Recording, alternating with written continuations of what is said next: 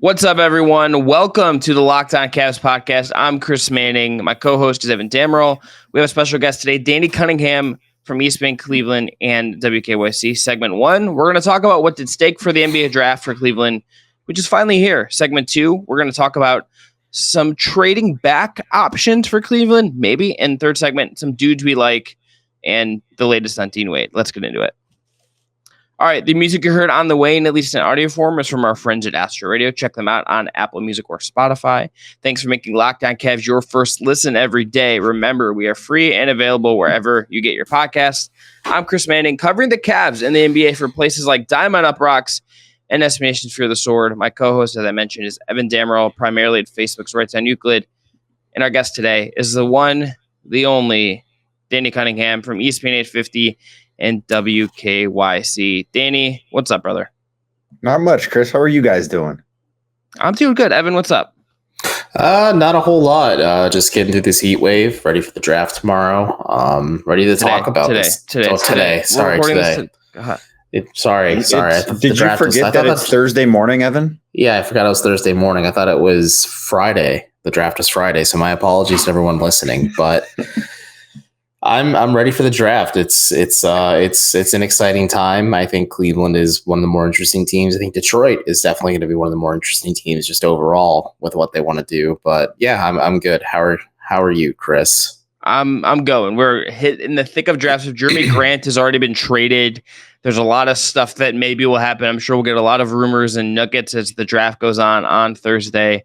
But Danny, we're going to do some big picture stuff today. Segment 1 is going to be about what's at stake for Cleveland in this draft. So Danny, I ask you, what is at stake for the Cavs in the 2022 NBA draft?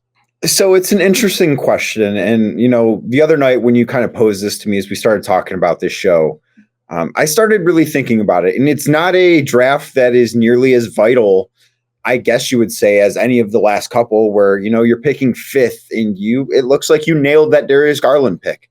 You're picking 3rd, and by all accounts, you've nailed that Evan Mobley pick. There's a lot more variance at 14th. Like, you're not guaranteed. Well, at no place in the draft are you guaranteed to draft a star or an all-star or even a rotation player. But at 14, there's much more variance than there is at 3 or at 5 or at 8, where they picked Colin Sexton back in 2018, or even at 5, where they picked Isaac Okoro a few years back too. So it's important because I do think that they need to find a role player. They need to find someone that can be a contributor on a winning team on a rookie contract. And being able to do that, I think it's not going to elevate the ceiling the way that Evan Mobley becoming an MVP candidate would, or Darius Garland becoming an all-NBA player would, but it's going to elevate that ceiling a little bit, right? Like we saw the Warriors' whole thing back again this year was the strength in numbers thing, right? And they were able to do that because their role players were so good.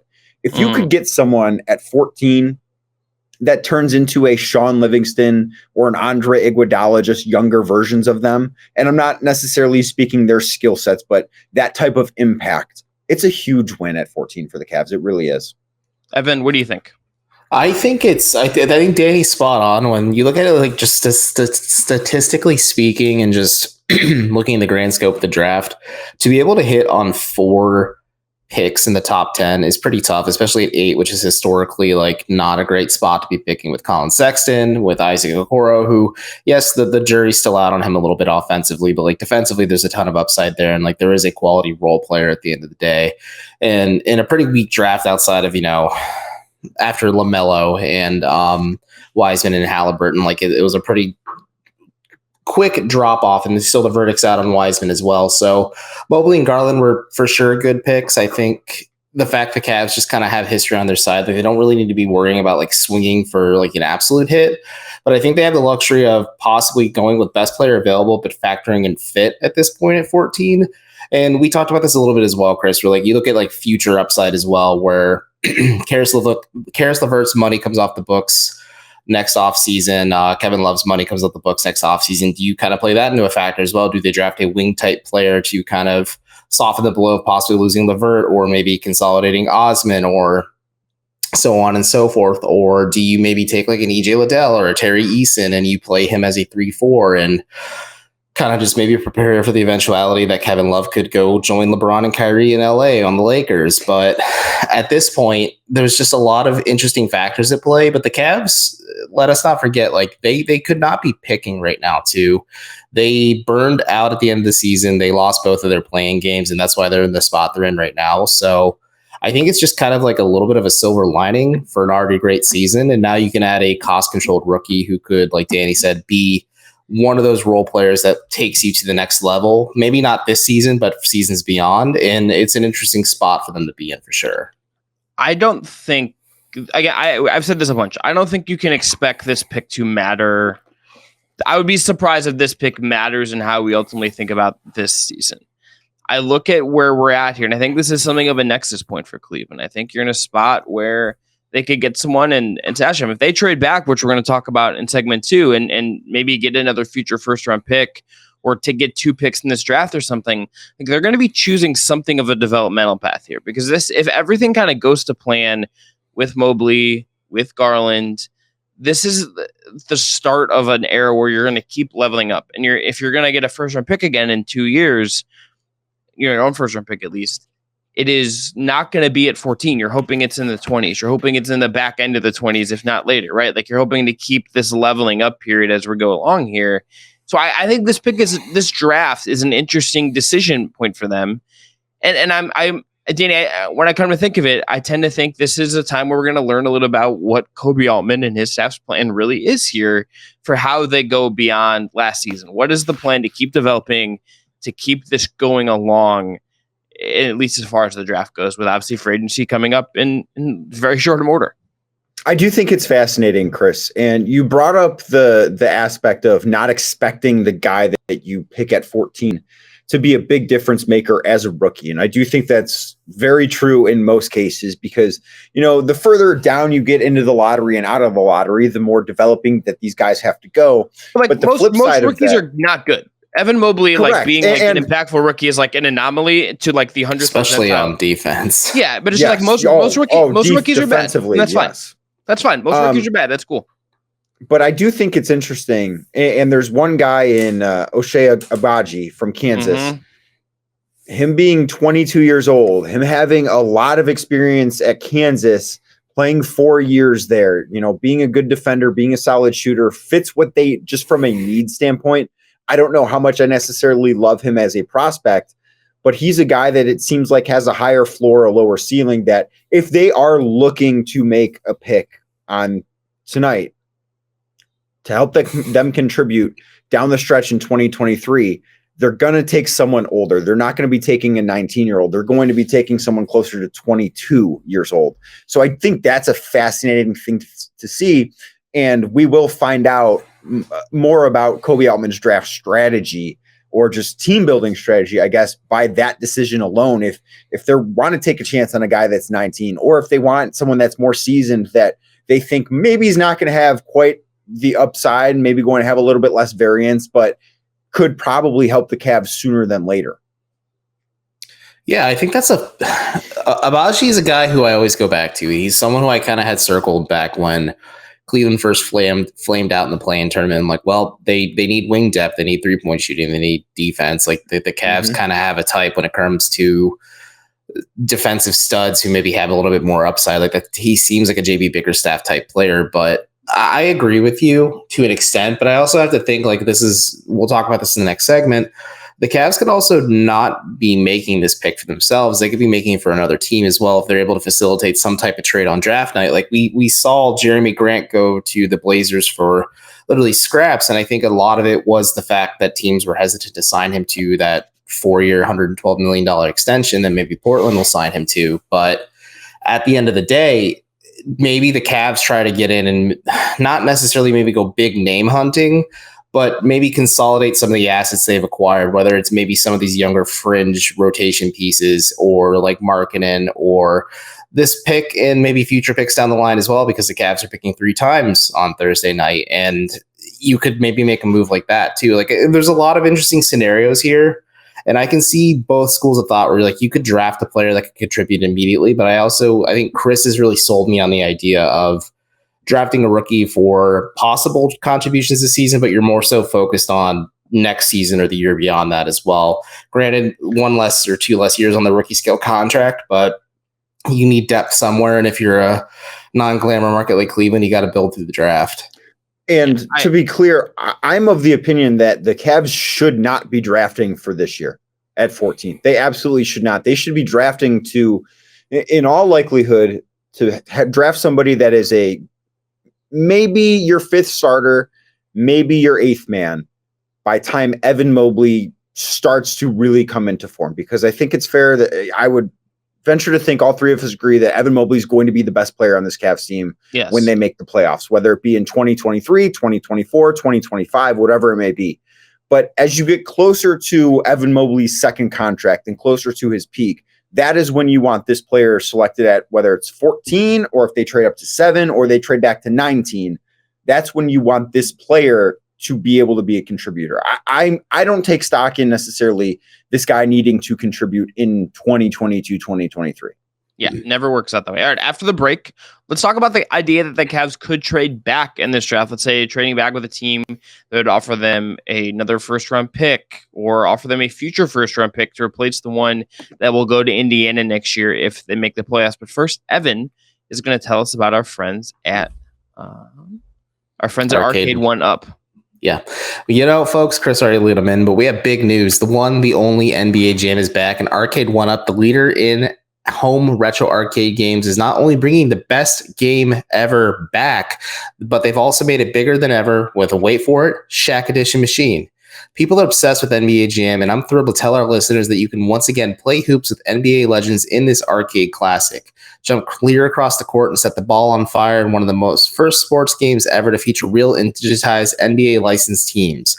No fouls, no free throws, and no quarters required. Compete with friends and family through the all-new Wi-Fi leaderboards, making your connected more than ever. Pre-order now from arcade1up.com. That's arcade, the number 1, up.com for an estimated early September ship date. Also, Arcade 1-Up is just the place for fun in general. They've got more classics like Golden Tee, Mortal Kombat, and others just starting at $399. And check this out, folks. They're giving away an NBA Jam Shaq Edition to a Locked On Cavs or any Locked On podcast listener. Enter for a chance to win a game console for your man cave at arcade1up.com/lockedon. That's arcade, the number 1, up.com/lockedon. You have until July 8th to enter to win the NBA Jam Shaq Edition's console. Do not miss out. Enter today. Who are you going to play with? If you're playing the Bulls, pick the Pistons. They're guaranteed to win every time. By the way, guys, one live NBA draft show is not enough for Locked On. Every show is going live on draft night. So join Evan and I 15 minutes after our pick at Locked On Cavs on YouTube for the immediate reaction from us, your local experts. Subscribe now to Locked On Cavs so you know when we go live. Okay, let's talk about trading back. I think there's a lot of merit to this for a couple of reasons. Number one, I don't think there's anyone at 14 that I look at and say, gotta have him. Like, that guy has gotta, I'm going to run the card up, take this guy immediately. Maybe if AJ Griffin slides to you a la Michael Porter did to the Nuggets a couple years ago, I'm maybe like just taking that and rolling the dice there because like he is a top 10 prospect that has some serious issues, but like he's 13 in the latest ESPN mock. Like that is well within the range of where Cleveland could be if he ends up sliding even another pick, right? Like that's a very interesting thing. Risk. There's a lot of risk, but interesting. I also just look at what Cleveland kind of needs to do here. And I think there's some roster refresh that needs to happen. Guys like Jetty Osman, probably Dylan Windler, Dean Wade, who we'll talk about in segment 3. Like you have some guys you need to kind of maybe look at trying to improve on in some degree. And I think you need to get a couple more cracks at that development.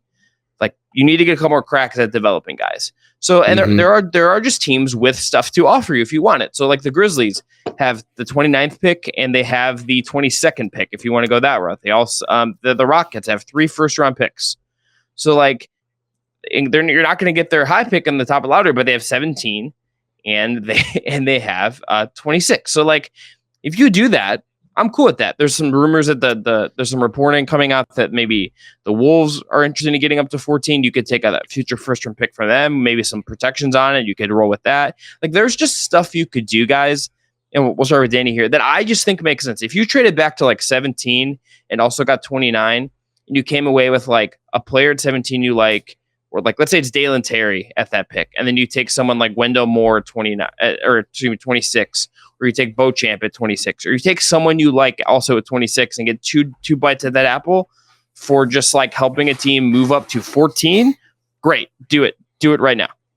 Chris, I'm totally in favor of it because I mentioned in the first segment of the show just the variance that there is at 14.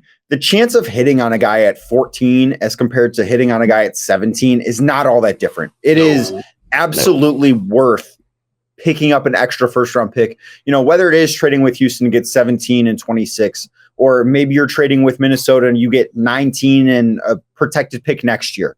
It is whether that second bite at the apple comes in this draft tonight, or if it comes next year or down the road, it's worth it. I do genuinely believe that. Now, that said, you know, if the Cavs trade back, I would like them to stay in the teens at the very least. And, you know, San Antonio has 2 picks in the draft at 20 and 25. It's difficult, I guess, for me to imagine the Spurs making a pretty big trade on draft night, although they have done it before. But it's kind of I will believe it when I see it type thing. But I'm in favor of it. A second crack at this, I think, would be a really good thing for the Cavs, especially if at this point you're just trying to draft role players. You're trying to draft contributors. And to Kobe Altman's credit, it didn't work out because of off the court issues, but he drafted Kevin Porter Jr. 30th overall. That matters. And it's not as if, you know, he wasn't a talent that belonged to go 30th, but it matters that you're able to still hit on guys that late in the draft too. Evan, what do you think? I agree with you guys entirely. And Mark Stein reported this, and I kind of did some sleuthing around too, just with the Memphis aspect of things. They're trying to use DeAnthony Melton's contract to kind of sweeten the pot a little bit too.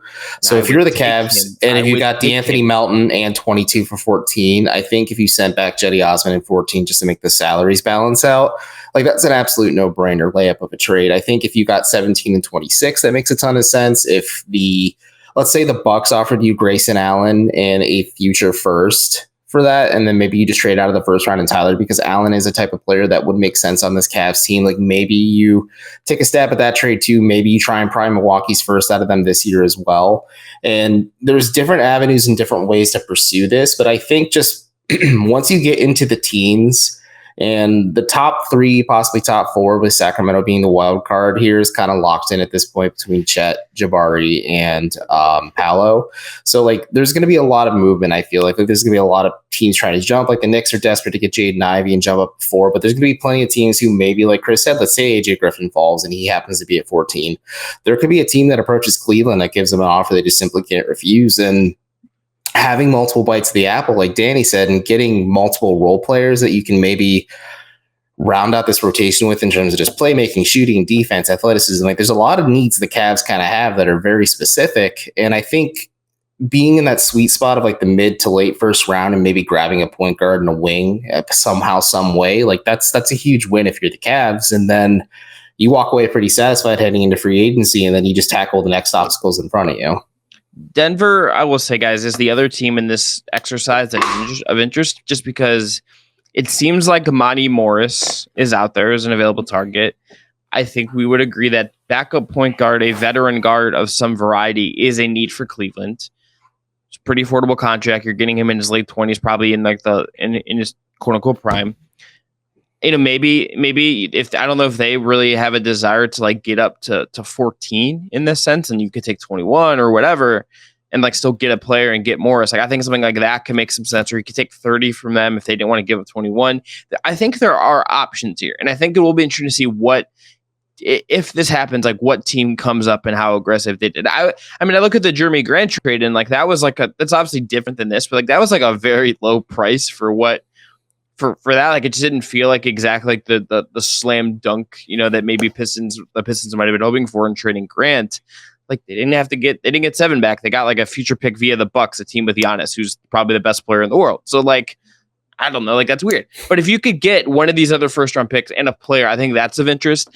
I would almost prefer, and I will end on this. We'll start with Danny, go to Evan. I would prefer, let's say like a DeAnthony Melton plus a pick, or Monty Morris plus a pick, versus like 2 picks or like a pick and a future pick. I think I would prefer to get that veteran that you kind of need and like remove the free agency kind of potential misses right now in draft night. Get that out of the way. Still get a bite at the apple and go from there. What do you guys think? Start with Danny.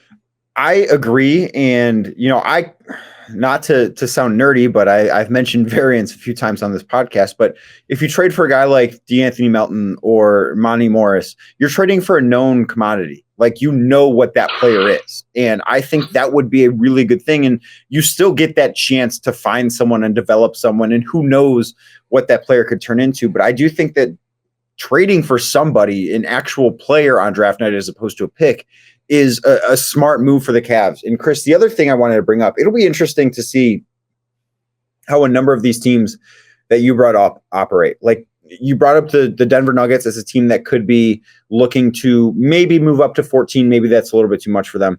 They've got a new guy in charge in Kevin Booth. We mentioned the Minnesota Timberwolves. They've got a new guy in charge in Tim Connolly. I wonder if these guys are going to want to make splashes on their first draft night. And with, Connolly, it's in a new city. With Calvin Booth, it's the first time for him that he's calling the shots in Denver. And I'm curious if they want to make a splash and if the Cavs could take advantage of that. I think that's a realistic path for sure. It's interesting. I don't know necessarily if Denver wants to trade up to 14. I know they really like Nembhard out of Gonzaga, and I think that might be who they have kind of penciled in the 30th pick in the draft after getting him, or that pick from Oklahoma City. So they might just be looking to offload salary to maybe make one of those semi-bigger splashes in free agency, but it could just be tax concerns too. It could be tax concerns too. That's also fair, but I think the Cavs could maybe be not necessarily like the third team, like a salary dump, but they could maybe be like the third team who greases the trade a little bit to maybe make something happen. Because I think it is plausible that Minnesota tries to make a big splash. It's plausible that Portland could no longer, or they could not be done like just after the Jeremy Grant acquisition. Like, they still have the 7th pick. Are they going to pick a player? Or are they going to try and make a bigger move with it? Like, there's a lot of interesting factors at play here. And I think the Cavs can kind of benefit from maybe some teams that are going to be tight financially. Like, Memphis has to pay a lot of players. They have to pay a lot of people this offseason just going forward. So like, they can maybe pick off some players from that too. Like, there's avenues for the Cavs to kind of take advantage of maybe some teams looking to get out of salary restraints and also still remain fluid with their options going forward. So it's definitely interesting. And I don't know, Chris, I think you're an advocate of it, but like, if it was DeAnthony Melton in 22, would you take that trade? No questions asked. Yeah. I'm like, let's go. Let's get to work here. Even though Melton's not really like a true backup point, he's more like a combo guard. You can kind of play next to Garland, behind him, like just provide like some supplemental playmaking, a connector piece, if you will. Yep. Good defender, pretty good underrated pull-up shooter. Seems like a JB Bickerstaff kind of dude. I'm in too.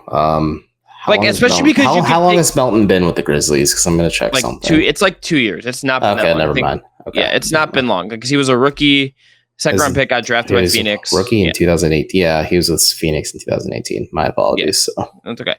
I very intrigued by DeAnthony. I think he's like a good player, and he's one of those guys. And when your roster gets so big, he gets squeezed, and like you have to make some moves. And like if he's available, like I would be in on that dude if you could get him. I think that's a guy that could definitely play for you. Does it complicate the Colin Sexton thing a little bit? Sure. But like that's just creates more fodder for everyone to talk about. Okay, after the break, let's talk about dudes we like the final time for this draft class. And Dean Wade getting his option picked up. All right, Danny, I'm going to start with you as you're the guest. Give me a dude you like. Who's a guy in this draft that realistically could maybe become a Cavalier, 14th overall, late first round if they trade back, second round. Give me a guy you like. Well, we've mentioned AJ Griffin a couple of times, and he was the guy that first came to mind for me. But since we've talked about him and, the potential that he could slip because of some questionable medicals, I won't necessarily harp on him too much there. I like Terry Eason out of LSU. I think that he's going to be a very helpful role player. I don't know that he's not going to be an all-star type guy. He's not going to ever be the best player on a team, but I do think that, his size, he's a good defender, both on and off ball. He can score, shot the ball well at LSU. I don't know necessarily how that's going to translate to the NBA, but shooting, close to 38% in college is certainly a good sign for me. But I like him. If he's there at 14, I'm not opposed to them taking him, but I don't love him enough, Chris, to where if he's on the board at 14 and they trade back, I'm uber upset. I also think he probably could be there to pick like 17 or 19 if they were to trade with Houston or Minnesota. Evan, give me a dude. We've talked about quite a few people. Like I've beaten the Malachi Branham drum so many times. I think I need to go take it to a shop to get it tuned up. But I'm really intrigued with Jalen Williams after he worked out for the Cavs on Monday. I really started to sink my teeth in on him. Like physically, he's 6'6", has like a 7'2" wingspan. Like defensively, he's solid. He can provide playmaking, shooting. Kind of similar in a vein to Agbaji a little bit, where maybe he doesn't have like the super high upside because he's a 22-year-old junior coming out of Santa Clara. And I know people can question like the quality of his opponent, but my counter argument to that is if a dude wants to work hard enough to prove he belongs in the NBA, I think he can find a way to do it. Maybe he's not going to be like your superstar, but he could still be like a quality role player for this Cavs team. And he can provide a little bit of what they need and kind of maybe round out this bench unit a little bit as they face some tough financial decisions this offseason. Chris, what about you? I like Jeremy Sochan. That's not like a super like hot take, and like I understand there's some limitations there, but like that guy, I just wonder if he will be available though at 14. He might not be, but like I was looking at our friend of the program, Rafael Barlow's final big board, and he has Sochan like at 16, and like his board's like a little different than perhaps the mock's going to go, and it's interesting. So I would say Sochan. The other guy that I've come to really like, and Rafael kind of convinced me, him was Ryan Rollins from Toledo. Oh yeah, 6'2", 179. A 6'9" wingspan, like a shade under 6'10". He's 19. That's like a young player, obviously. And like I think Branham's going to go before him. But if you told me like you could get a wing or someone in the first round and then you go with someone like Rollins, in round 2, I think that would be fair. I think Christian Braun is like a little older wing, and that's a second round guy, can make some sense there as well. 6'5", 6'6" wingspan. Like I just want to see how they actually approach this. Like, I think that I'm just more almost fascinated about how the Cavs really approach this and what they seem to value, because I feel like this is going to be a cipher draft for what Kobe Altman thinks they are and the whole team, all that stuff. But like what this front office thinks this team is, what they need, and like where they're at. I think this will be kind of an interesting little like look into that when they like will do media or whatever, and then they won't say very much. But I'll be curious to see some of this stuff and be really intrigued by it. I will say, Chris, to your point about Sochan, if he figures out how to shoot, he's going to be a star. He's so good at everything else. But I mean, he can't shoot at all. But man, he's good at everything else. And also, someone on Twitter called him Tall Cisco, and I just fell in love at that moment. Look, that's like me. It's when I saw David Roddy for the first time. I was just like, my king. Yeah, I remember you texting me about him. He is way more athletic than you would think. It's incredible. I'm fascinated. I will be fast. Like if he like the current ESPN mock has him going to the Raptors. You know how many Raptors games I'm going to watch with like him playing like small ball 5 next to Siakam? A bajillion. I'll be watching all of them. I would guess 82. Yes, 82 plus the preseason games that no one really needs to watch anyway. Chris, when explaining to his wife why he has subscribed to League Pass and paid for like the highest like subscription package, he's just like David Roddy. That's it. That's all you say to her, right? I mean I get that reimbursed and it's a tax write-off. So there you go. Smart man. But no, I really like I really like Ryan Rollins a lot. Like I've been kind of sinking my teeth into him a little bit too, just because my brother kind of knows him from going to Toledo with him. So like he's like, because my brother texted me, he's like, is the kid from Toledo getting any draft consideration? I'm like, yeah, he's probably going to jump into the first round. He's like, no. It'd be fun to have some action on this Cavs team. It would give Chris and I even more reason to be obnoxious about our alma maters if we had a Rocket in Cleveland. Plus, I mean, look, he could be fun with the charge and let him marinate. And then if you think he's ready this season, he could come off the bench. But if more than anything, you could have him be ready next season. And I think that's a huge win, especially because like 39 is a pretty real pick for the Cavs. Like they can grab a depth piece and let them marinate with the charge and then look at them next year. Yes. All right. Let's end on this. Dean Wade had his option picked up by the Cleveland Cavaliers. Not an extension or anything. It's just like he has his option for next season picked up. My only take on this is that like I think Dean Wade is like a serviceable depth piece. I also think that like, you know what, like if he's included as a back end of a trade because it's like salary filler, like that's also, this opens that up a little bit. That's all I really have to say about this. You guys have anything to add? No, I think you hit the head on the nail a little bit there. It's just he's a good, not great depth piece. I think he is acclimated enough with Cleveland's system after spending so much time with the Charge and the Cavs in general that if JB Bickerstaff has to turn to him, he's not going to be completely overwhelmed by the moment. But also, you're not expecting him to play 30 minutes a night. But it's a pretty cheap option, like you said, Chris. It's a salary you can just package in or cobble with another trade and maybe push something over the line. So financially, it just works. Yeah, the Cavs go ahead, Danny. He's a testament to player development, and it's a good sign that they were able to get him to where he is now. But at the end of the day, it's Dean Wade. Yeah, I think that's fair. All right, it's NBA draft night.